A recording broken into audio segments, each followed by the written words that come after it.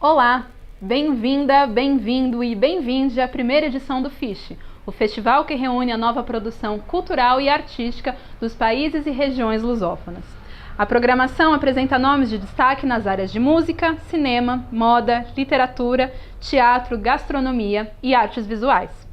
Nessa conversa, a realizadora Joyce Prado entrevista e troca experiências com o cineasta Welket Bungé, o realizador, que ganhou uma mostra especial com seus filmes mais recentes na programação do festival, é original de Guiné-Bissau e trabalhou em diversos países, inclusive no Brasil, onde teve uma longa estadia. O FISH é uma ação permanente de pesquisa, encontro e reflexão sobre a produção artística contemporânea dos países de língua portuguesa. Uma realização da Inker Agência Cultural, que conta com o patrocínio da Petrobras. Você pode acessar a programação completa de forma gratuita no nosso portal, festivalfish.com.br. Olá, eu sou Joyce Prado, trabalho com direção e produção de cinema e fui convidada pela FISH para realizar essa entrevista com o ator transdisciplinar, diretor e performer, o Welket Bungé. Oi, Welket, tudo bem? Tudo ótimo, Joyce. Como você está? Tudo certo por aqui também.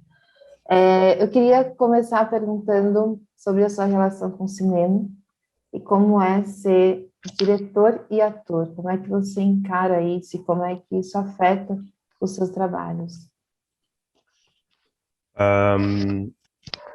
Bom, eu comecei como ator a trabalhar num coletivo de teatro amador em 2006, sensivelmente, no sul de Portugal.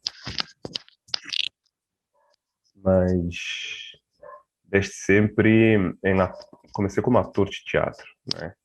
E desde sempre tive um desejo enorme de poder contar histórias através da imagem, isto é, através do cinema, né? E depois que eu comecei a fazer teatro amador, pude pela primeira vez me aproximar daquilo que é a realidade desse ofício, né? Que é contar a história não só com a voz, mas com o corpo, com as emoções e por aí vai. Então eu me formei em Portugal, curiosamente na Escola Superior de Teatro e Cinema, que já junta esses dois ramos artísticos, né? E a partir daí tive a oportunidade de me aproximar de todos os aspectos técnicos e criativos do fazer cinema. Ao longo desses anos, não só de faculdade, fui também trabalhando profissionalmente como ator em produções portuguesas, não só no teatro, mas também na ficção nacional portuguesa, isso é, seriados, novelas. Não posso dizer que tenha feito muita novela em Portugal, mas o que mais me interessava era de facto cinema. E para fazer cinema era muito difícil, porque a indústria não só era tradicionalmente dominada por pessoas que não correspondem ao meu perfil, né? E então percebi que tinha que começar a ser eu a escrever e a realizar as histórias que eu queria contar. E é aí que surge, quase acidentalmente, essa minha aventura na realização, na direção de filmes, não é? Porque o primeiro filme que eu dirijo acontece em 2014, né? E depois o filme só veio estreado em 2016 e se chama Bastian, que é um filme que, na verdade, eu comecei a escrever desde 2011. E mesmo esse filme, eu gostaria que tivesse sido dirigido por uma outra pessoa com mais experiência, né? Que fosse um jovem da minha geração também. Mas, depois de ter procurado, na época, cerca de 4 ou 5 diretores jovens com quem eu já tinha trabalhado em curtas-metragens acadêmicas, eles não se mostraram disponíveis, né? Por várias razões que eu agora não me lembro, não consigo nomear. E então, por isso, eu tive não só de ser o argumentista, né? O personagem, o protagonista da história, mas também tive que dirigir esse curta. E é a partir daí que eu começo também a trabalhar e assumir justamente essa responsabilidade de ser diretor e de contar as histórias que eu me sinto mais conectado para contar justamente. Eu ia pedir só para... Eu acho que o seu colar está raspando no microfone. E aí está dando algumas interferências em alguns momentos. E conseguiu me escutar bem? Eu consegui te escutar bem, mas aí o microfone está raspando um pouco. E acho que era isso. Vamos ver se vai rolar. Tá bom. E aí você iniciou por essa... Acho que por essa urgência, né? De poder contar essas histórias que você sentia falta. Mas essa coisa de atuar também ao mesmo tempo que está dirigindo. Como você sente que a consciência da sua relação com o seu corpo, com a sua parte cênica, interfere inclusive quando você passa a pensar esses filmes e como fazer os registros de alguns dos filmes nos quais você atua como ator também, e até na direção com os outros atores e atrizes. Eu, como vim estudar aqui para o Rio de Janeiro, que é onde estou agora, né? Eu vim estudar para cá em 2012. E eu entendi depois, não é, que por ter vindo para cá eu despertei para a minha negritude, não é? E isso depois influenciou toda a minha relação com o mundo, mas sobretudo com a arte, né? Que está epistemologicamente centrada nas narrativas europeias, né? Não só pela bibliografia, mas pelos corpos que compõem os filmes, né?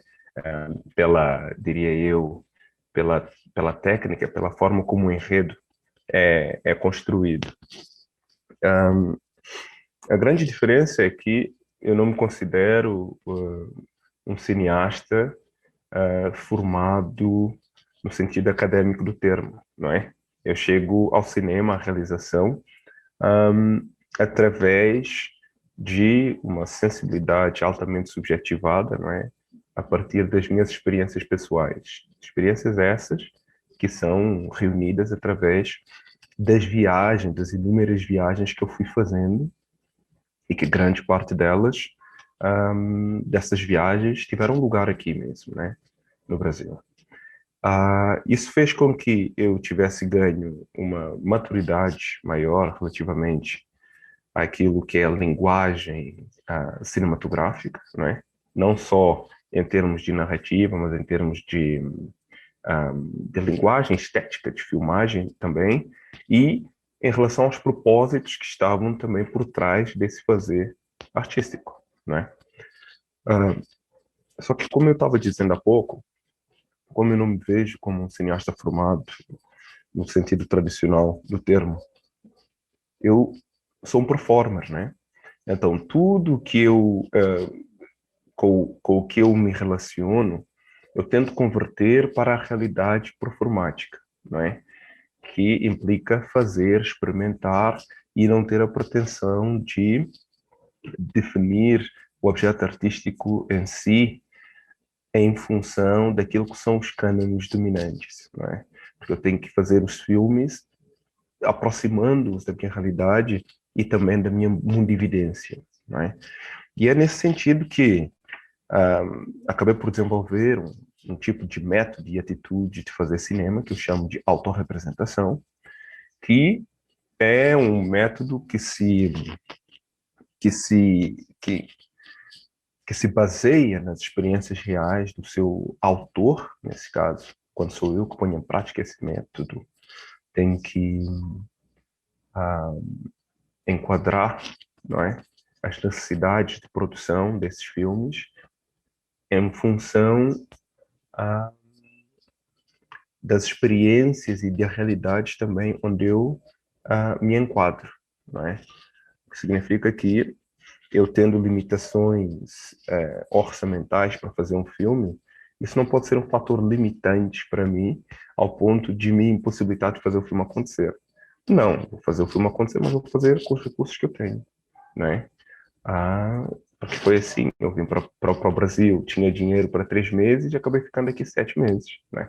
Nós temos que nos adaptar, temos que nos, de alguma maneira, fluir, não é? Com os corpos dos territórios locais e das culturas vigentes no lugar onde nós nos encontramos, não é? E é nessa troca sinérgica que nós vamos percebendo quais são os mecanismos e ferramentas reais com os quais podemos, aos quais podemos recorrer para realizar esses filmes, esses projetos, essas pretensões artísticas. Como pode imaginar, Joyce, eu que estou em trânsito, e por isso me considero periférico por estar em trânsito, não é? Muitas vezes eu encontro elementos que funcionam muito bem ou que têm um grande potencial fílmico, não é? Mas, ou seja, isso aconteceu quando fui para Cabo Verde, para Guiné-Bissau, ou inúmeras vezes aqui no Brasil, né? Quando fui para a Amazônia, ou para o Parque Natural de Itatiaia, e por aí vai. E agora estive em Ilha Grande, fiz um outro filme. Mas nesses lugares não tem atores ou atrizes, não é? disponíveis para eu chegar lá maluca e dizer, olha, tá aqui bacana esse ambiente, tem aqui uma história que até pode dar certo, você quer entrar? Não é assim que funciona, né? Então, eu tive que desenvolver também técnicas de filmagem, não é? que levam a que eu me relacione com o dispositivo audiovisual, neste caso a câmera, não é? Como se ela fosse uma extensão do meu corpo. E essa extensão faz com que eu tenha esses dois olhos que estão aqui, mas também tenho os olhos que estão na câmera. E essa câmera filma tudo o que está na minha frente, mas muitas vezes também filma a minha pessoa enquadrada naquela realidade onde eu me encontro, né? E isso significa que após, digamos, imaginemos nesse momento vou em cerca de 20 filmes, 22 filmes, despretensiosamente falando, tá bem? Porque os filmes valem o que valem, algumas delas, com o tempo, nós vamos perceber que são instalações videográficas, né? São reflexões através da imagem, né? E o que eu quero dizer é, essa câmera, que é de facto se assim quisermos, um braço mecânico, ou um olho, digamos, bio-óptico, se assim quisermos, da minha pessoa, é que faz com que eu não apenas mostre aquilo que eu gostaria que a audiência visse, como também me enquadrasse, não só em termos técnicos, mas em termos humanos, biológicos, orgânicos, nesses filmes que estão sendo contados. E isso acaba trazendo uma verdade que o cinema de evidência técnica, como eu chamo, muitas vezes não consegue trazer, né? O cinema de evidência técnica, ele vai para além daquilo que nós, enquanto indivíduos, conseguimos fazer, né? Enquanto como o cinema, muitas vezes, quando não se trata desse cinema de evidência técnica, porque eu também o faço, não é? É um tipo de cinema que trabalha com as limitações da minha condição humana, não é? Porque se eu filmo uma coisa é porque eu consegui chegar lá, efetivamente, né? Não pude comprar imagens online e depois mostrar que é para embelezar o filme e dar um valor de produção mais elevado. Então esse é o caráter performático que está inerente à minha filmografia e que, como a captação dessas imagens implica a presença real e a participação efetiva do autor nesses lugares, a sua concretização também, muitas vezes, depende de uma espécie de ficcionalização que acontece na ilha de edição, né? Porque esses filmes muitas vezes são captados espontaneamente, não é? Porque eu estou viajando e vejo coisas interessantes, filme aqui e ali e tal, e depois, quando venho para o computador, vejo aquelas imagens e tento fazer uma montagem daquelas imagens, trazendo-as ao encontro daquilo que são as minhas preocupações enquanto cidadão e enquanto artista. E daí resulta, então, um filme que eu chamo de cinema de autorrepresentação. E você, quanto a essas inquietações, né? Que são as inquietações que você pega esse material, e você vai olhar esse material e definir um recorte a partir dele. Então, a minha curiosidade também é sobre por onde está o seu olhar, o que é essa câmera, o que é essa extensão do seu olhar que está na câmera, o que ele está buscando, o que você sente que está buscando, e qual é esse recorte que você sente que você faz com relação a essas paisagens, com relação a esses espaços que você registra, e, se possível, também já comentar um pouco, por exemplo, do Metal Heart, né, que eu acho que ele é muito forte nesse sentido também, sobre o sentido de como é que o seu olhar se relaciona com o espaço que você está registrando na construção de significados. Muito bom. Muito bem, digo. Às vezes, para mim, é mais fácil encontrar uma objetividade nesse tipo de resposta, nesse tipo de pergunta, se você me trouxer um ou outro filme onde isso tenha sido mais evidente. Aqui você tocou no Metal Heart, o que é interessante, porque é a primeira vez que o filme vai ser passado aqui no Brasil.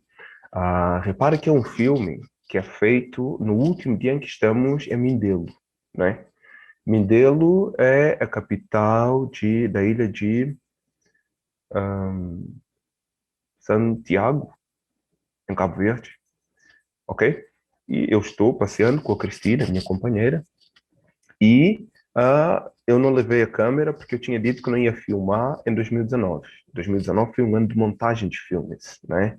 Mas ela tem a câmera dela, porque ela é fotógrafa, e eu vejo aquela situação de, como é que eu te posso dizer, de resgate dessa estrutura metálica que está afundada ali naquela baía.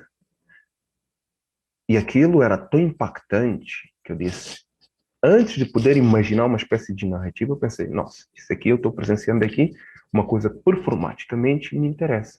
Olha só. E aí pega a câmera da Cristina, e essa câmera tem a lente, que é a minha lente favorita, que ela usa, que é uma lente 53, Cristina. Ela tá ali. 53, que é, enfim, é uma lente, seja como for, que tem uma profundidade de campo superior a 50. É a única lente que eu tenho. E aquilo, como é uma situação, é um happening, aquilo só acontece uma vez, né? Então eu tento filmar aquela situação a partir de vários ângulos que eu considero serem fortes, ao mesmo tempo que, como não sou a única pessoa a presenciar aquela situação, nós temos aqueles indivíduos que vão aparecendo atrás de mim num monte, que dão aquelas imagens espetaculares que não tem como encenar aquilo. O caráter performático desse tipo de cinema é porque esse indivíduo está lá filmando, que sou eu, mas tem muita coisa acontecendo. Para vocês terem uma ideia, eu quando filmo, eu tenho a câmera aqui, esse olho está tapado pela câmera, mas esse olho está olhando. E quando eu estou filmando, eu estou vendo o que está acontecendo aqui, e depois isso determina para onde eu ponto a câmera a seguir. Entende? E é assim que eu me sinto como parte daquele mundo que eu estou querendo aprisionar, a falta de melhor termo. Porque o cinema, dependendo da forma como nós usarmos, nós aprisionamos ao invés de libertar, né? Porque a câmera só vai fazer isso. Depois, a forma como nós montarmos a narrativa é que nós conseguimos trazer uma espécie de leitura fílmica que não se feche numa interpretação e que sim exploda por múltiplas interpretações possíveis. Que é isso que nós pretendemos fazer quando fazemos um filme, ou pelo menos eu. Ou seja, esse momento, que poderia ser um momento en passant, acaba se tornando um evento, efetivamente, porque ele é formalizado por essa captura das imagens e das sonoridades. Nós, quando vamos depois embora, eu vejo aquelas imagens e penso, pois é, temos aqui esta situação de aparente cárcere, né, e de resgate também desse corpo metálico que sai do mar, mas como é que nós vamos contar essa história? E é na ilha de edição que eu encontro o resultado sequencial e imagético do filme que nós vemos. Mas no meu subconsciente, eu já queria, como se calhar muitos de nós, falar sobre essa situação que é a dos migrantes que chegam à costa, não só das zonas costeiras europeias, mas também nos Estados Unidos, né? Que muitas vezes eles chegam através dos botes, quando os botes não afundam ao meio do caminho, e que se vê na possibilidade de entrar no território, não é? Porque há uma barreira, né? Que delimita as fronteiras, forçando as pessoas a se percepcionarem como sendo não pertencentes a um lugar. E é a partir desse imaginário, deste discurso filosófico, que eu encontro as motivações definitivas para conceber esse filme enquanto um filme experimental. Através deste exemplo, eu consegui vos explicar como é que é o meu processo criativo. E esse processo criativo trabalha, sobretudo, com a imperfeição. E a imperfeição não tem que ser uma coisa ruim. Tem que ser uma coisa potente, não é? Porque por não ter conseguido captar o som, o áudio, com os recursos técnicos convencionados, que eu tenho que trabalhar a sonoridade do filme com aquilo que eu tenho. E é aí que nós chegamos a essas sonoridades distorcidas, né, que compõem o Metal Heart. E com isso, não sei se explico a sua pergunta, se consigo responder à sua pergunta. Mas assim sendo, nós vemos que o meu olhar está mais interessado em, de alguma maneira, mostrar, diria eu, do que propriamente dizer aquilo que eu vejo, sabe? Porque eu tô trazendo estes filmes e eu gostaria que a mensagem fosse passada com base naquilo que eu gostaria que as pessoas vissem. Ou seja, eu estou mostrando, esperando que vocês consigam ver aquilo que eu gostaria que vocês vissem. E, consequentemente, é claro, aquilo que eu vi está implícito. Mas são motivações diferentes, não é? Porque, enquanto exercício, isso implica que haja uma equalização, se assim quisermos, da minha pessoa em relação às pessoas que eventualmente vão assistir o filme. Eu sou diretor porque a convenção, como o filme existe, nós vamos determinar que alguém pensou e concretizou aquele filme. Isso é que me coloca no lugar de diretor. Mas no fim do dia, eu sou audiência também daquele evento. Só que, felizmente, ele está tratado num formato que é audiovisual, que poderá não apenas ser consumido por quem o produziu, mas também pelas outras pessoas que fazem efetivamente parte daquele mundo, né? Não, super respondeu, e eu acho que é muito interessante o processo de edição, e vou te perguntar mais especificamente sobre isso, porque eu acho que é um processo onde a gente está, de tempos em tempos, relembrando e recordando que existe uma audiência que está vendo e se relacionando com aquelas imagens pela primeira vez. E, normalmente, isso me coloca no lugar de também ter o exercício de esquecer as informações que eu já tenho sobre aquele material, sobre aquela proposta, sobre aquele filme, para entender como conduzir, né? Como é que eu estou sendo conduzida pela minha própria história na ilha de edição. Eu acho que você tem uma assinatura de montagem muito forte. Eu ia perguntar especificamente sobre E Nada Fizemos e Eu Não Sou Pilatos. Está me ouvindo? Sim. Ia perguntar especificamente sobre?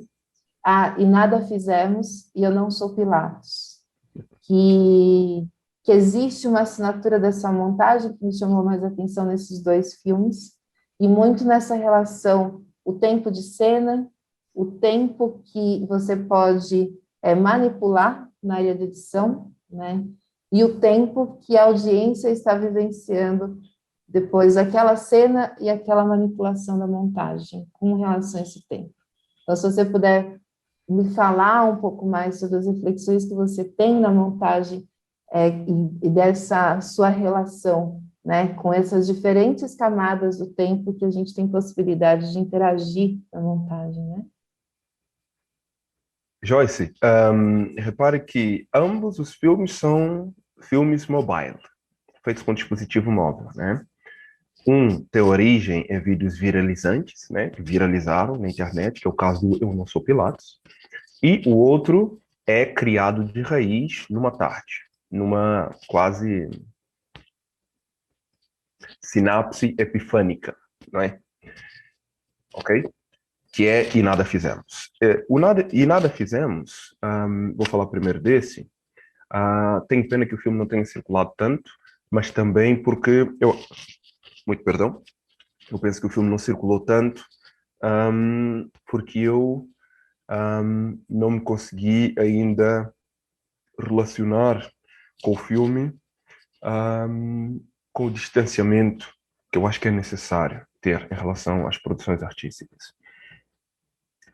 E Nada Fizemos é um filme altamente performático, não é?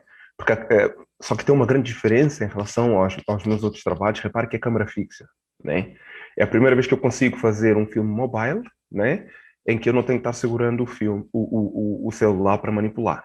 Eu deixo câmeras fixas, mas também porque eu pretendia que fosse eu e vocês observando um dia na minha rotina de ociosidade que eu estava passando naquele tempo, né? Mas repare que essa rotina ociosa, ela ocorre durante vários dias, mas o filme traz apenas um recorte, né? Ou seja, o que acontece nesse filme é, nós vemos de facto um momento da minha vida nesse período, né? Que é um período em que eu não tinha trabalho e havia uma grande efervescência em Lisboa, porque o turismo estava atacando tudo, não é? No centro da cidade, pessoas sendo despejadas, né, das suas casas, porque tinham contratos de aluguel antiquíssimos, né? E que eles conseguiam custear, pagar esses aluguéis. Agora, com o encarecimento fundiário, né? Ou seja, a área quadrada da cidade ficou de tal modo cara que os proprietários prefiram mandar os seus arrendatários fora, que é para depois renovarem as casas e começarem a fazer turismo local, né? Isto usando os Airbnbs, hostels e por aí vai. E a nossa casa também estava nessa situação, não é? Mas é interessante que essa casa, eu, na verdade, nunca fiquei instalado 100% nessa casa, porque isso foi um momento também de transição entre sair da casa da minha mãe, em Lisboa, né, e me mudar para Berlim, porque no ano seguinte eu iria ter que filmar durante 5 meses o filme Berlin Alexanderplatz. E, no entretanto, eu tinha esta residência onde eu me encontro agora, aqui no Rio de Janeiro, ok? Mas o curioso é que essa casa é uma casa que é também, digamos, um depósito de peças artísticas. Aquelas fotografias que nós vemos são fotografias da casa do Calouste Gulbenkian, né, em França, em Paris. Antes dele fazer a mudança de todo o seu, como é que é chamado? De todo o seu espólio, né, de arte para Lisboa. E, curiosamente, essas fotografias estão lá na nossa casa porque o arrendatário, não é, tinha-as comprado num leilão.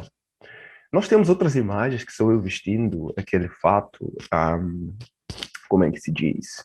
Aquele fato de general, se assim quisermos. E essas imagens correspondem ao self-tape que eu fiz para entrar no filme Pedro da Laís Podansky. Pronto. É performance pura, não é? Felizmente, eu fiz aquele self-tape e passei com aquele texto que vocês veem nesse filme que se chama E Nada Fizemos, não é? Isto aqui é uma informação acrescida, né? Porque nunca pude falar sobre isso, porque o filme não viajou muito. Mas agora que estamos falando do filme, eu estou dizendo, para verem que não é forjada aquela cena. Ou seja, nós temos toda a situação. Por quê? Porque esse momento de ócio é interrompido também pela possibilidade de fazer esse casting para a Laís Balança, né? Então, é a real. Então, eu faço isso e depois trago para o filme. Ao mesmo tempo que eu percebi que, de facto, esse era um momento específico da cidade de Lisboa que estava numa mudança altamente acelerada e desenfreada, não é? Tanto que agora já não estamos naquela casa, nem eu, nem o meu colega da época, e à semelhança daquilo que estava iminentemente acontecendo conosco, muitos outros lisboetas passaram por isso efetivamente e tiveram que ir para fora da cidade, né? Portanto, esse filme também surge aí como um recorte do momento vivenciado por aquela cidade, que agora, pós-pandemia, não sei como é que vai acontecer, espero que não aconteça do mesmo jeito, que o turismo não seja descontrolado do jeito que estava sendo até naquela época. Mas, por outro lado,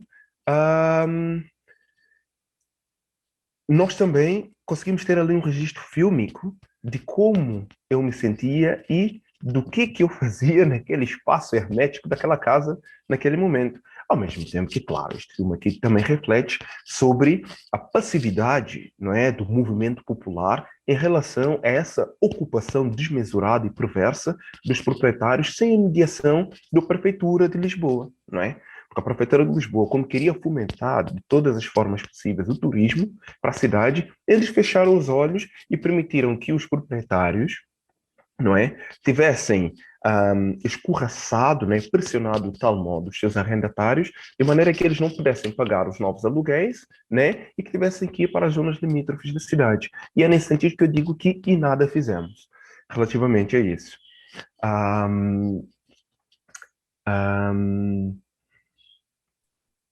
E o filme Eu Não Sou Pilatos, bom, é um filme muito mais difícil de falar e de chegar àquele estado, né?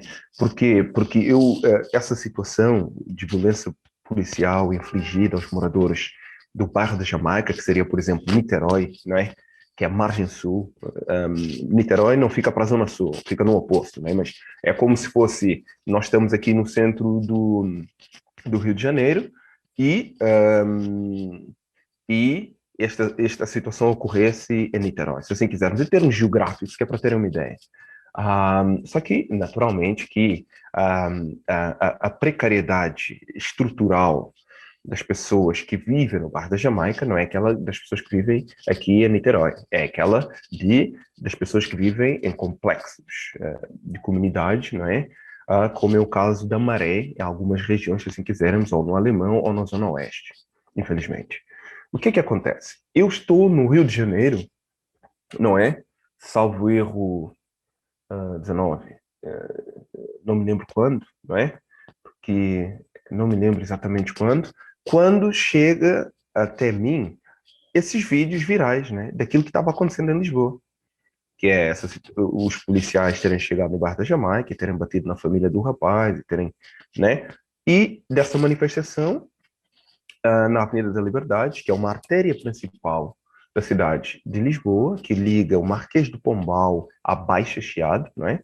Em que nós vemos ali, digamos, uma quase invisível turba de jovens, né?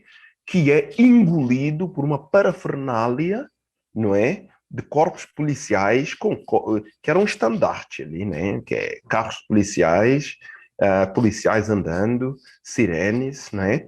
Parecia quase uma exibição do Terceiro Reich, né? Da Alemanha, da época. E eu digo assim, então, mas eu nunca vi isto em Lisboa e agora vejo isso, porque se calhar é a primeira vez que nós vemos jovens negros, brancos, racializados a fazerem uma caminhada organizada na Avenida da Liberdade, manifestando a sua indignação por conta da atitude nefasta, não é? Do corpo policial no bairro da Jamaica. E é aqui que nós temos a oportunidade de mostrar o aparato policial. É uma vergonha. É uma vergonha. E para piorar, nós temos esse vídeo dessa mulher que se declara sendo branca, não racista, mas é branca. Vocês vão poder ver o filme, né? Essa lunática, né? Falando daquela maneira. A situação é sórdida por si e ainda é mais irrisível quando nós temos este tipo de discurso sendo falado. Eu acho aquilo de tal modo caricato que eu pensei assim, nossa, esse vídeo vai ser censurado, com certeza, até porque temos uma pessoa que se declara sendo branca e que está a mostrar com vanglória, não é? O aparato policial desajustado que está havendo nessa manifestação. E, curiosamente, eu baixei e, poucos dias depois, aquele vídeo desapareceu da internet, né? Pronto. E temos aqui uma problemática muito grave que é a inconsequência e a irresponsabilidade desse uso baseado na iliteracia midiática que nós temos, né? Que faz com que nós filmemos tudo e achamos piada e publicamos na internet porque alguém vai lá depois dar like e partilhar e isso, mais não seja, vai colocar o nosso nome de forma arrivista no meio de milhões de cibernautas. E isso é perigoso por quê? Porque muitas vezes nós, como somos tendencialmente, diria eu, masoquistas, né? É justamente a desgraça do outro que vai reverberar nas redes sociais. Raramente são as coisas boas e positivas que reverberam. É sempre a desgraça, a violência e tudo mais. E, infelizmente, como a maior parte da violência recai sobre os corpos negros, ou os corpos periferizados, marginalizados, é claro que a reprodução desse tipo de imagem de violência vai ter sempre como protagonista, ou seja, vítima, protagonista, central na história, o corpo negro. E por essa razão eu achei que tinha que pegar naqueles vídeos virais e montar um filme que refletisse sobre a problemática que tem nós publicarmos situações de violência, sobretudo nas redes sociais, né? É interessante que isso acontece um ano antes, depois de nós chegarmos ao George Floyd. O George Floyd acontece da mesma maneira. É uma situação de violência, de início as pessoas mostram como se estivessem mostrando, olha o que é que aconteceu, isso está forte a acontecer e tudo mais, mas felizmente aquilo atinge um grau de empatia global, né? E que nós temos mudanças e que inclusive o homem foi, como é que se diz, o policial, né? Ele foi condenado, e justamente condenado, embora isso não signifique justiça ainda para esse tipo de ação que ocorre, que são coisas diferentes, né?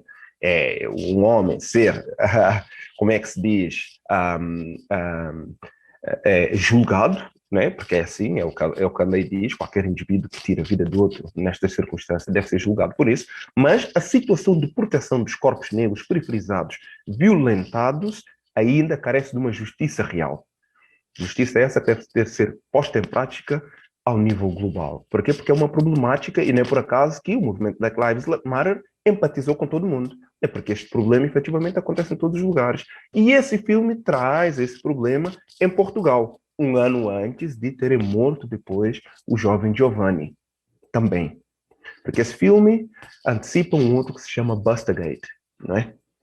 Faz parte da minha filmografia e que serve de homenagem ao jovem, ao jovem estudante Giovanni, que foi morto por 10 indivíduos em Bragança. Ok, essa é uma outra história terrível e que nós também não queremos só ouvir histórias terríveis, mas lá está, a condição de artista coloca-nos aqui porque nós temos que dar voz e trazer reflexão sensível sobre esses casos. Voltando ao Eu Não Sou Pilatos, essa razão de ser, que tem a ver com essa nossa iliteracia e aparente inconsequência relativamente àquilo que nós reproduzimos nas redes sociais, fez com que eu tivesse que pegar nesse filme para evidenciar contrastantemente, ou dicotomicamente, como é que os corpos são tratados num espaço, que é o espaço periferizado, né? Que é quando nós vemos o bairro da Jamaica e depois vemos o excesso de privilégio que acontece na Avenida da Liberdade, que não só permite aquela mulher falar daquela forma, como ter ali aqueles policiais todos a cortejar aquele número de 20 jovens que estavam ali fazendo aquela marcha. Não há mais nada para fazer, minha gente. Pronto. E este filme, ele mais do que indicar, chamar a atenção para o tipo de perfil de pensamento que os americanos chamam de bias, né? Comportamental, de pessoas que se dizem ser não racistas, mas reconhecem que são brancas e que, a partir desse lugar de privilégio exacerbado, coercivo, não é? E de incesto, nós depois podemos falar mais para a frente porque é que eu estou dizendo isso, porque é incestuoso as afirmações que ela faz, portanto, que nós temos de começar a pensar qual é o perfil dessas pessoas que agem daquela forma. Mas mais do que apontar o dedo, eu gostaria que esse filme, de forma sórdida, né, porque é desconstruída completamente a voz e a tonalidade dela, para que nós também não caiamos na tendência de dizer, olha, estás a ver? Este tipo de gente que fala assim, esta mulher, olha como a voz dela é mesmo de portuguesa nativa, não sei o que não. Não, porque isto aqui é um problema que, infelizmente, toca a vários territórios que não são território de Portugal, né? Portanto, não me interessa desenhar aqui uma persona não grata específica, mas sim perceber que existe uma percepção, existe um modus operandi, não é? Que enquadra não só aquele perfil de mulher declarado que está no filme, como muitos outros que estão à nossa volta, e nós temos que estar atentos a isso, não é? Nós não podemos estar aqui a construir uma espécie de resistência e de inimizade ou de ódio relativamente a uma pessoa, quando na verdade é todo um sistema que está baseado nessa lógica de pensamento, ou permissivamente permite essa lógica de pensamento, que nós temos que desconstruir, não é? E, ao contrário de Pilatos, eu não vou entregar essa mulher desse jeito, porque o nosso problema está muito acima dessa coitadinha, dessa pessoa, quer dizer, né, dessa mulher irrefletida que tem aquela atitude lá. O problema, se calhar, é que muitas vezes nós, como usuários das redes sociais, não estamos instruídos o suficiente para perceber o perigo, não é? Que é nós abrirmos mão da nossa privacidade, né? De mão beijada, a troco de nada, para nos expormos desta maneira e, sobretudo, tecer discursos de ódio, como é o discurso que é tecido por essa mulher nesse filme. E só comentando como esse recurso que você utiliza de avançar, de voltar, do rewinding, fast forward, e como isso vai reforçando, inclusive, e vai chamando a atenção da audiência para o que é dito por ela. Então, você pontua muito para que a gente fique atento, né? É quase, você prestou atenção que ela disse isso? Peraí, você prestou atenção? Calma, você prestou atenção? Então, eu acho que essa forma de assinar a montagem, inclusive no sentido de como você consegue interferir nesses vídeos que já são pré-existentes e que você realmente traz o seu olhar de direção e de montador de uma maneira aonde a gente, quanto espectadores, acaba tendo a sua presença ali.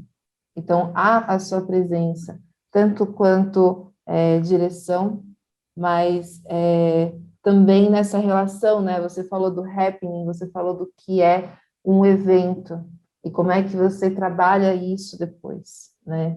Então, toda aquela fala dela e toda a liberdade que ela se dá por estar produzindo um vídeo onde ela sente que ela tem o total controle, mas, na verdade, depois ela vai entender que aquele vídeo que ela faz de si mesma, ela não tem controle nenhum. E viralizar nas redes é muito sobre isso. E, ao mesmo tempo, ao contrastar as duas situações, né? Tanto da fala, do discurso, como é que a gente tem ali diferentes discursos sendo coexistentes dentro desse filme, e a gente acaba realmente conseguindo debater diferentes pontos de vista de uma mesma situação, mesmo sem você executando e realizando essas imagens. E aí eu já trago essa relação de coexistência, para mim ficou muito forte no Corre Quem Pode, Dança Quem Aguenta, Então, eu queria escutar um pouco sobre o processo de criação desse filme, pensando tanto na criação do personagem que você traz, quanto nessas camadas de imaginário mesmo. Porque o imaginário do personagem no off é um, a imagem que a gente tem é outra, e ao mesmo tempo eu fico assistindo e pensando aonde que ele está e com quem ele está conversando. Então, eu acho que essa tríplice camada de imaginários deixa o filme muito potente quanto exercício de linguagem também. Que bacana escutar isso. Obrigado, Joyce. Olha, eu nesse momento estou onde filmei o filme. Foi aqui em casa, aqui embaixo, né? E o filme, ele arranca porque estava com insônias, né? E acordo cedo, né? Acordo cedo, vejo o nascer do dia incrível aqui. Que é isso? Posiciono a câmera. Filme de um ângulo, filme de outro. Daqui a pouco estou fazendo um filme. Percebe? Mais ou menos do mesmo jeito, tanto que a estética é semelhante que o E Nada Fizemos, né? Que é câmera fixa e depois eu me coloco no enquadramento para avançar.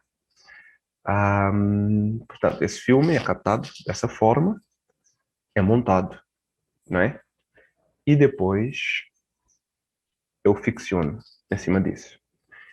E ficciono a partir de experiências pessoais, de algumas memórias, porque eu estive aqui em 2013 e lembro-me das greves da passagem e tal. Não, as greves feitas contra o aumento da passagem. Lembro-me de haver pessoas desestabilizando as greves, né? E que depois os corpos policiais vinham e escolhiam muito bem quem é que eles queriam tirar dali, confiscar e levar, né? Inclusive, há amigos conhecidos meus que ainda têm problemas com autoridades por conta disso. Ao mesmo tempo, seguindo essa ideia de periférico, né? Que não é o sentido brasileiro do termo, né? Eu pensei, então vamos lá dizer, eu sou o Elket, eu tenho a possibilidade de transitar, eu nasci na Guiné-Bissau, mas eu vou ficcionar a minha pessoa, não é? No contexto desta história que eu quero contar, né? E é por isso que eu faço um recall, né? Um chamativo, essa história do passado, lá em 2013, me coloco em conversa com um amigo, né, que é o Daniel Santos, da Rádio Escada, com quem estou a trabalhar e continuo trabalhando. E o meu vislumbre, ao contrário daquilo que aconteceu com muitos negros, que desapareceram, e outros que continuam desaparecendo, é contar uma história de um indivíduo que saiu ileso da manifestação, não só saiu ileso, como no dia seguinte conseguiu se apresentar a uma rádio para fazer uso do seu lugar de fala e explicar o que é que aconteceu lá, mas também contar a sua história. E essa história tem justamente a ver com uma ficção sobre um passado dele em que ele queria ser policial. E isto é trazido por quê? Porque nós estamos aqui num processo de cura. Nós queremos ajudar toda a gente, né? Agora, as pessoas é que têm que querer ser ajudadas. Nós, quando fazemos este tipo de filmes, é para dizer que a semelhança do Auris, que nesse caso é representado pelo corpo do Elket, muitos outros que foram apagados poderiam ter tido essa possibilidade de reflexão, justamente, né? Que é não se terem tornado, ou seja, não terem sido abatidos, por exemplo, ou não se terem tornado forças policiais, e terem se tornado pessoas que, através da sua sensibilidade, poderiam sensibilizar outros e, sobretudo, contribuir para a construção de um mundo mais justo, mais tolerante, mais inclusivo. Eu fiz um exercício que foi de... porque eu acho que a ficção serve para isso. A ficção, quando é feita, ela não serve somente para nos levar na viagem, mas serve para trazer uma possibilidade de esperança, de melhoria, né? Porque senão, mesmo o documentário, ele que faça uso de imagens realísticas, reais, naturalizantes e tudo mais, mas no final que traga uma mensagem de concertação, de possibilidade de melhoria e de desenvolvimento. Então, eu me permito também viajar nessa ideia de ser filho de pai guineense e de mãe brasileira, né? Ao mesmo tempo que, num contexto diferente, trago uma coisa que foi parte da minha biografia, de fato. Eu vivi no internato, né? Durante 8 anos, em Portugal. Eu não sei como é que é viver no internato aqui, né? Mas faço uso da ficção para expor isso como uma possibilidade de alguma maneira, proteger essa criança, que foi o Auris, de não ter crescido somente na comunidade onde ele não poderia correr, né? De ter crescido também num outro lugar que ele perspectivou uma outra visão de mundo, né? Não é por acaso que através dali ele também consegue ingressar na faculdade. O que eu quero dizer? Enfim, há várias camadas, e eu acho que aqui a ficção contribui para que nós possamos abrir a janela, né, deste tipo de possibilidade, né? Imagina um menino, né, que possa recordar como é que foi filmar com Michael Jackson nos anos 90 no Morro de Dona Marta, né? Eu não estive lá, mas eu vi de longe, né? Quando eu vi o videoclipe e tal, e eu consigo imaginar que a galera tivesse estado assim, e mesmo que não tivesse sido, né? Eu proponho essa possibilidade de que eles viram representados e sentiram orgulho naquele momento, não só por estar perto do Michael Jackson, mas também por participarem ali daquele, daquele, daquele evento. E por outro lado também, eu acho que é interessante pensar a ideia de que, vamos lá ver aqui, correr, toda criança gosta de correr, né? Gosta de se sentir livre, mas não seja jogando futebol, soltando pipa. E como é que se priva uma criança disso? Pensando que, ao privá-la, nós estamos zelando pela sua segurança. Isso não é claustrofobizante? É, não é? Mas chega um outro momento em que nós tornamos adultos, né? E conseguimos perceber e refletir sobre essa impossibilidade na infância de correr. Eu não poderia correr efetivamente porque não poderia, ou porque o sistema não me deixava correr, né? Nesse contexto que é desenhado nesse filme. Por outro lado, se eu opto por correr, eu preciso aguentar. E é aguentar o quê? É aguentar com o fôlego, ou então aguentar com essa mensagem transversal que reflete resistência, né? Quando a minha pessoa é vista num meio que não é um meio de violência, ou que ele consegue superar esse meio de violência, não é? Tornando-se uma pessoa que vem e fala na sua pessoa. Para mim é muito importante o Auris falar na sua pessoa, depois de ter passado tantos riscos na sua infância. Se ele não estivesse ali vivo para falar sobre isso, ele teria sido apenas mais um número.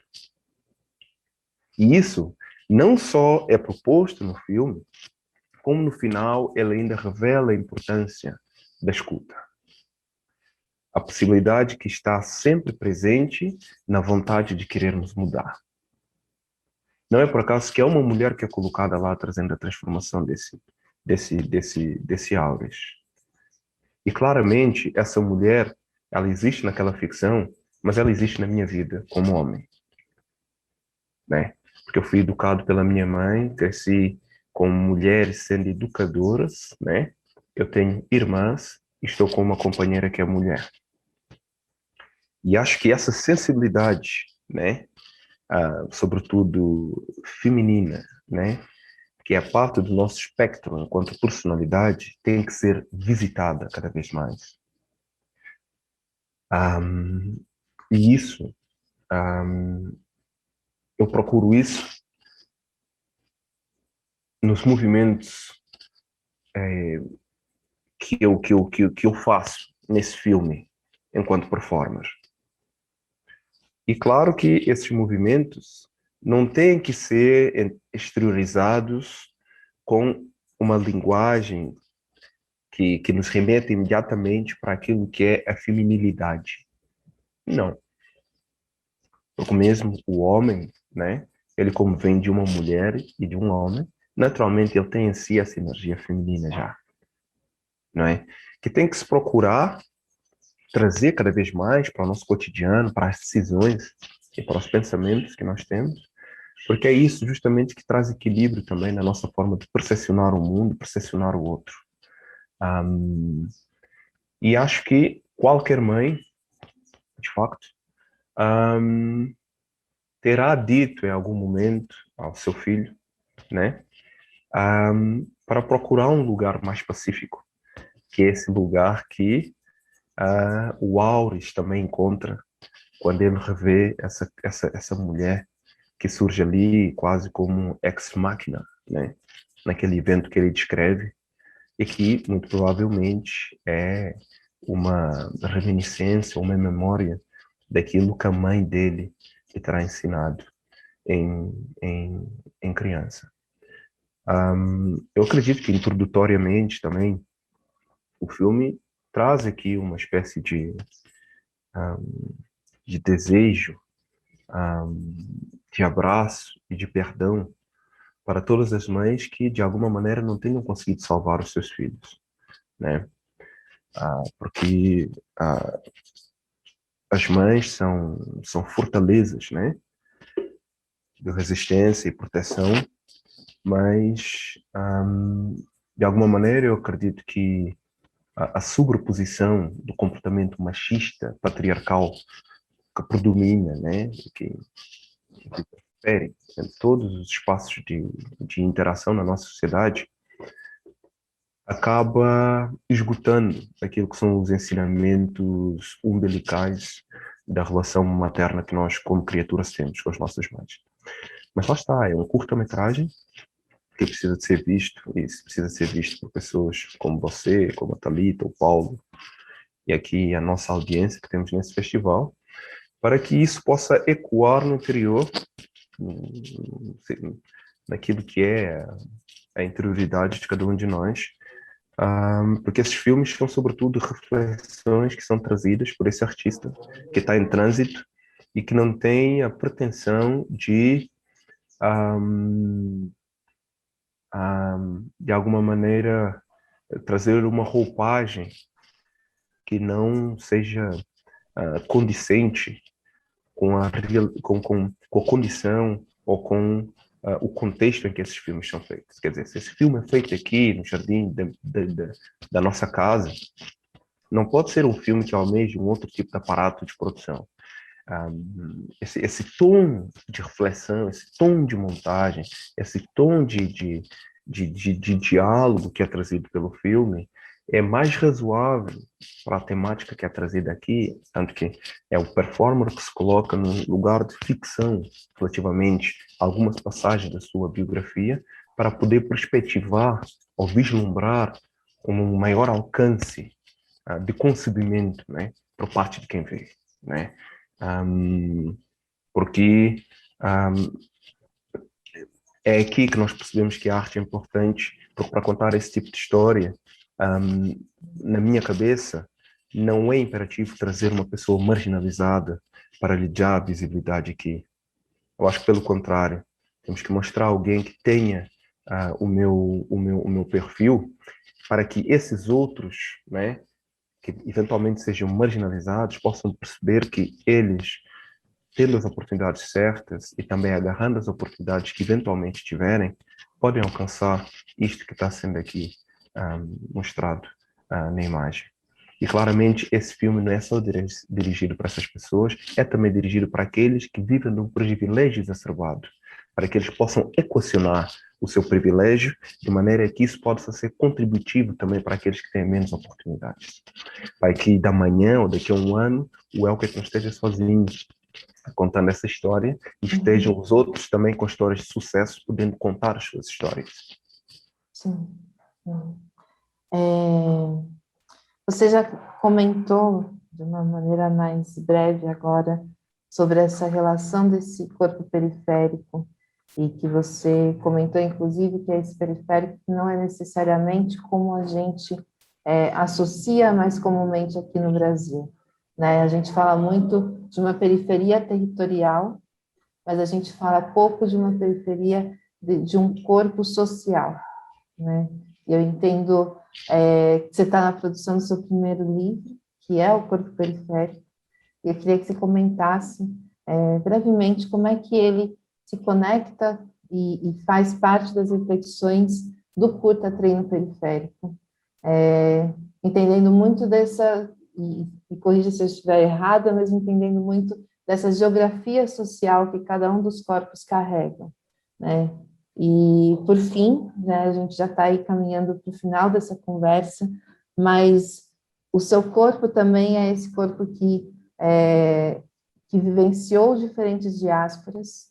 Então, o que é a diáspora africana no contexto Brasil, no contexto Portugal, no contexto Europa, mas o que é também esses atravessamentos dentro das suas reflexões e do seu trabalho, como essas diferentes diásporas acabam impactando e sempre vai trazendo novas reflexões, né, sobre realmente a relação que a gente tem com cada um desses espaços.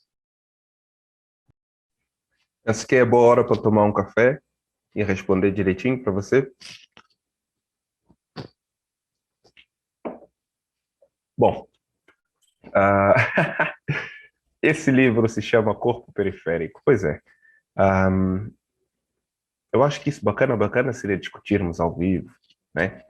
Depois do livro ser publicado, as pessoas conseguirem ler o livro.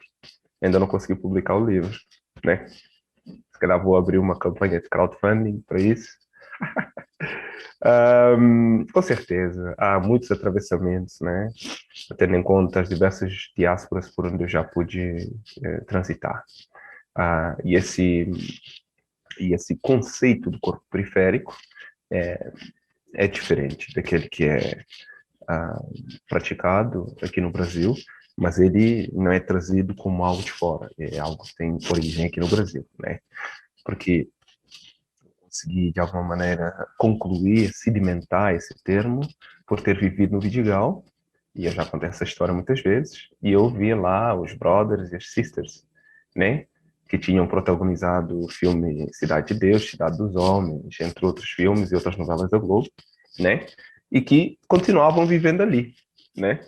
No Vidigal, por opção própria, e de alguma maneira eles dinamizaram e tornaram-se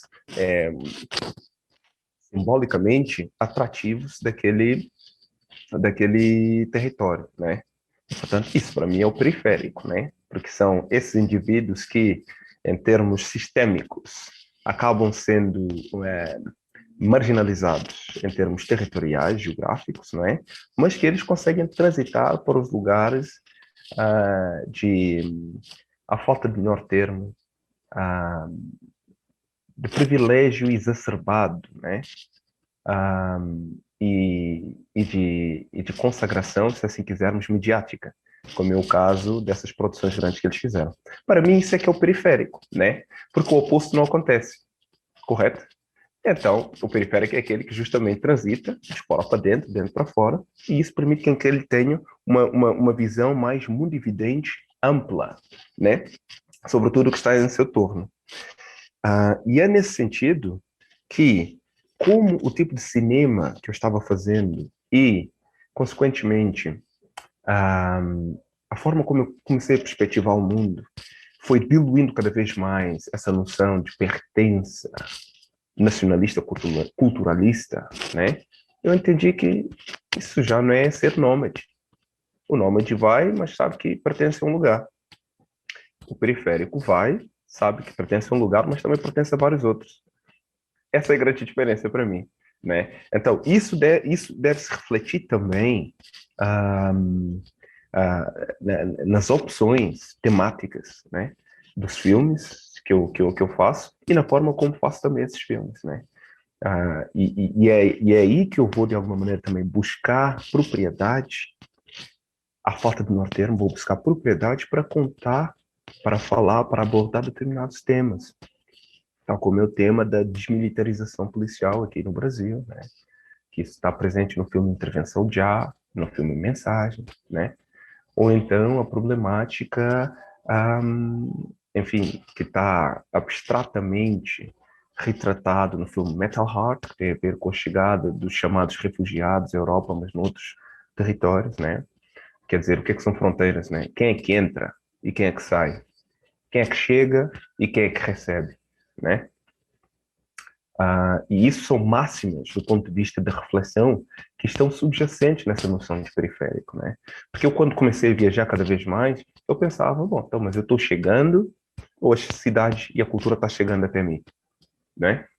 O que é que se move, né? É a cultura ou é a pessoa?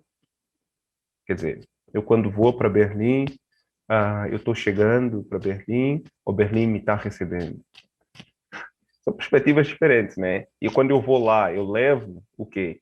Eu levo Portugal, Guiné-Bissau, Berlim e 30 por uma linha. Berlim me dá também muita coisa, né? Isso faz com que nós, quando estamos a contar histórias delicadas, como a história do Eu Não Sou Pilatos, por exemplo, que nós não tenhamos a pretensão de estar num lugar de segurança, porque nós sabemos que aqui eu estou falando a partir de um lugar de português e eu não admito esse tipo de coisa. Não, não é isso. Está falando a partir de um lugar de cidadão globalizado, não é? Que gostaria que esse problema não houvesse em Portugal e muito menos em outras partes do mundo, não é? E é nesse sentido, ou seja, é com base nessas reflexões, é com base nesses posicionamentos, né, que eu chego à ideia de corpo periférico, né, que é diferente do corpo periferizado. Okay? O corpo periferizado é aquele que sistemicamente, não é contextualizado numa situação de desvantagem. E essa situação de desvantagem, muitas vezes, não é, diria eu,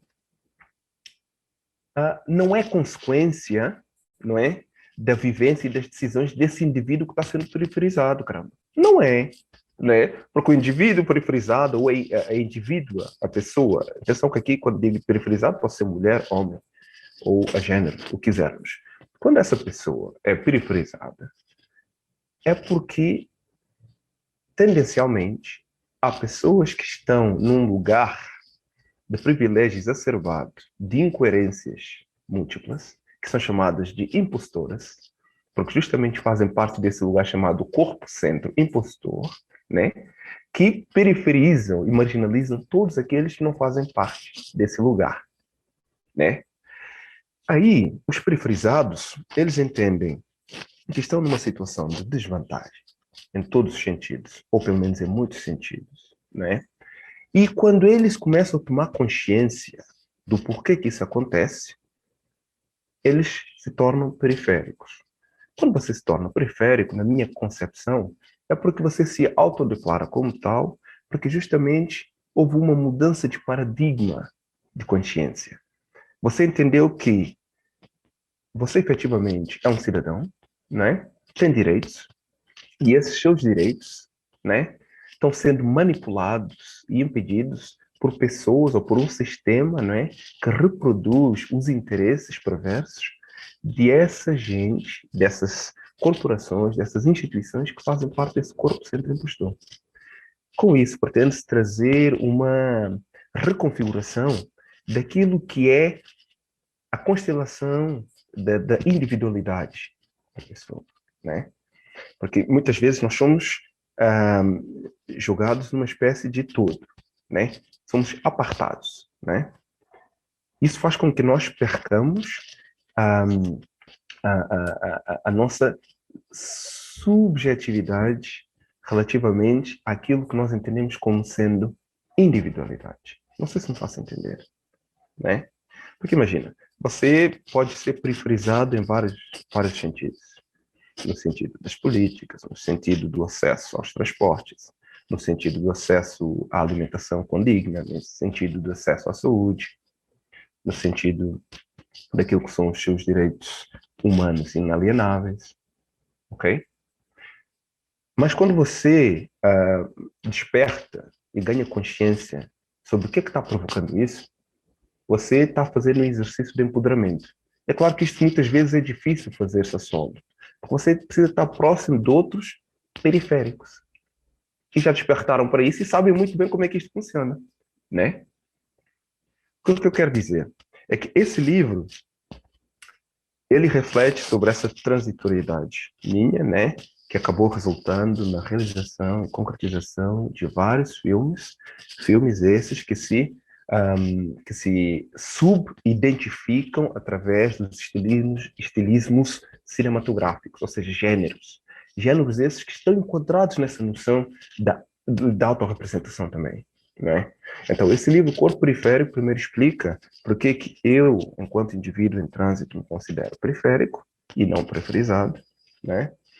E, a partir daí, por que que eu tive que começar a fazer um tipo de cinema que refletisse efetivamente as minhas experiências reais, biográficas, né? Almejando sempre uma espécie de concertação ou de reflexão sobre tópicos que possam ter origem em locais e culturas específicas, mas cuja reflexão é trazida para um espectro globalizante, não é? Porque são problemáticas que não podem ser refletidas ou pensadas ou solucionadas somente no contexto do Brasil ou de Portugal, mas sim no contexto de qualquer lugar onde aquele tipo de problemáticas possa ter lugar.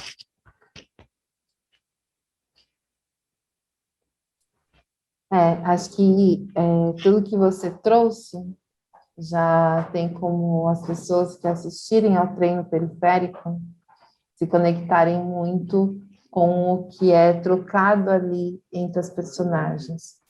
E até entendendo que você sinaliza como pessoas que são colocadas na condição, né, da periferia, e o que é você ter a percepção do que você é quanto um corpo periférico que está nesse trânsito, e essa consciência é muito importante para você também entender o quanto você vai ser assimilado ou expelido, ou o quanto você vai ser recebido ou quanto você chega. Porque, por exemplo, eu pessoalmente me sinto chegando nos lugares. Os lugares não estão necessariamente abertos para serem receptivos ao meu corpo periférico. E aí você começa a ter uma relação de tensão e conflito constante com alguns desses espaços e de pertencimento com outros espaços. Mas o pertencimento, para mim, é com a sua pessoa. Uhum. O pertencimento não é para territorial, sabe? Porque quem determina isso é o pensamento culturalista nacionalista. Repara que se você pertence a si mesmo, você pertence a toda a sua ancestralidade e toda a sua descendência. Sim. Não há nada mais potente do que isso. Percebe? É nesse sentido que eu digo, quando você chega num lugar, você está chegando fisicamente. Mas em termos energéticos, em termos cósmicos, estamos falando de outras coisas. Percebe? E muitas vezes, quem tem essa percepção de pertencimento territorial, né? Porque, na verdade, o pertencimento territorial, ele não é fisicamente. Ele não acontece fisicamente, ou, como é que eu posso dizer, geograficamente falando. O pertencimento territorial, ele é cultural. Se você tiver a cultura com a qual você se identifica, em termos de pertença, aí, na sua casa, ou então, se você viajar depois para a Alemanha e estiver lá do seu lado, você vai perceber que, de alguma maneira, você consegue se sentir como parte daquele lugar. Então, a forma de nos protegermos e reinventarmos este desequilíbrio social globalizante que ainda impera é nós percebermos que o pertencimento está em nós, nessa autorrepresentação. Você nunca vai almejar uma coisa que você não tenha ou que você não seja, mas é preciso que você entenda que você pode ser tudo e mais alguma coisa. Entende? Porque você, quando entende isso, você vai alcançar tudo.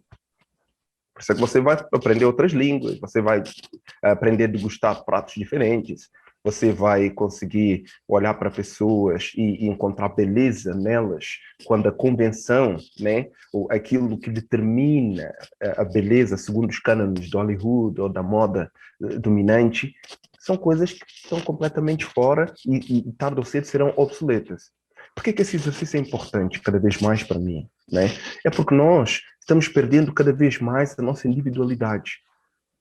Nós estamos nos tornando números. Está altamente massificado. A nossa relação com as coisas, a nossa relação com as pessoas, né? Nós temos que nos precarizar nesse sentido, entende? De conseguir entrar e sair e percepcionar as coisas.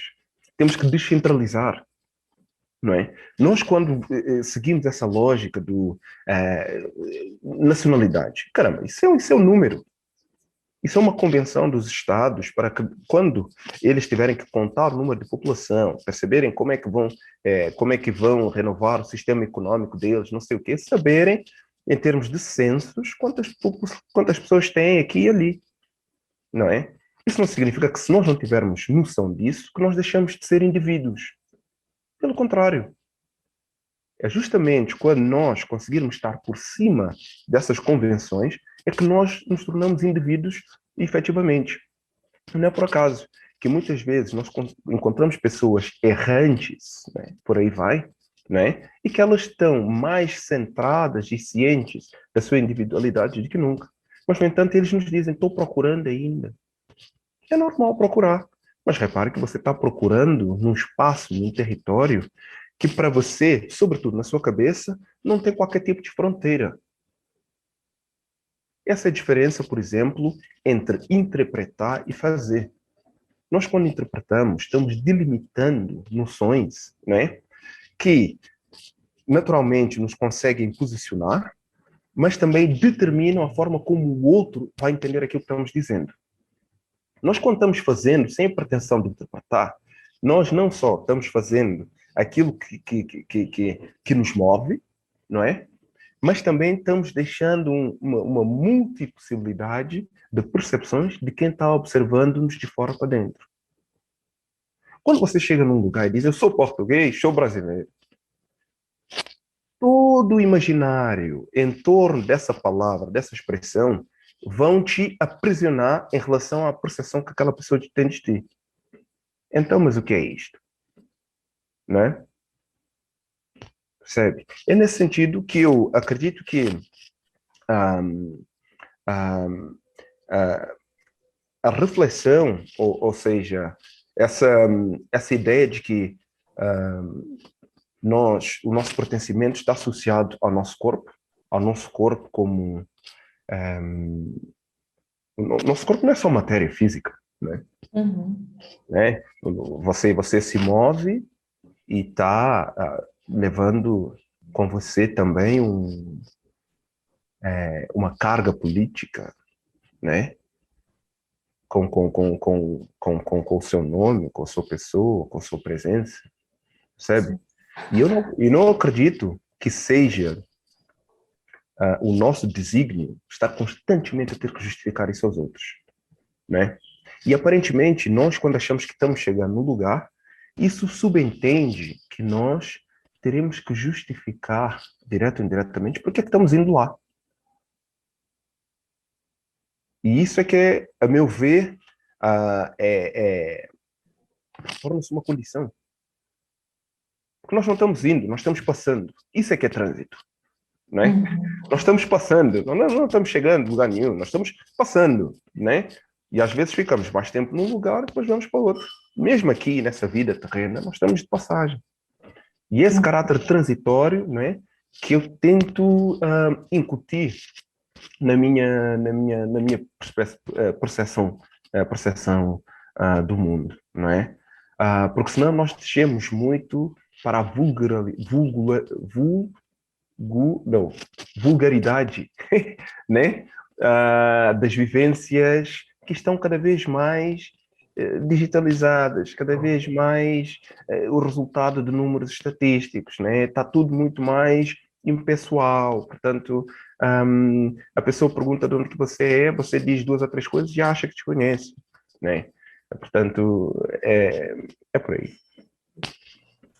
Não, deu para perceber muito bem o caminho também que você está investigando para o livro, mas, inclusive, eu vejo também que esse caminho e essas reflexões passam muito pelo trânsito e olhar para a sua filmografia num todo, né? Porque a sua Você está me ouvindo? Pode repetir, por gentileza? Passa muito Ah, pelo claro. trânsito.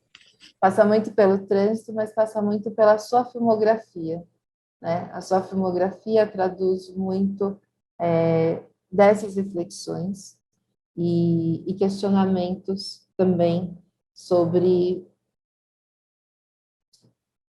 esse estar no mundo, né? Eu acho que tudo isso que você está falando é sobre o estar no mundo e as formas de se estar no mundo.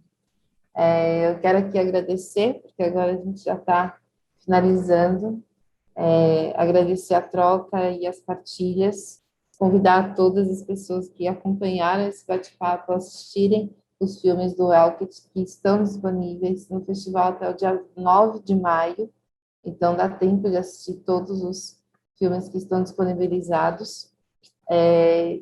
E caso você tenha algumas palavras finais, até o dia 20, desculpa.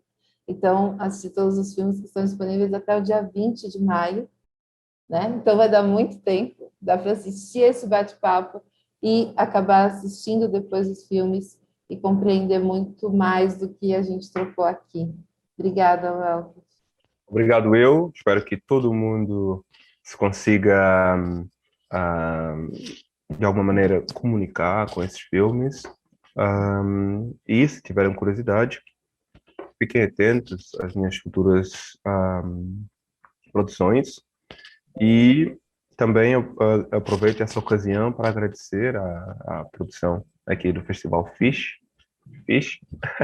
por me terem convidado e por me terem dado essa oportunidade para mostrar os filmes e, sobretudo, por ter podido falar com você, Joyce Prado, que sei que também tem uma trajetória e um interesse que se aproximam daquilo que é, de alguma maneira, a grafia dos meus filmes.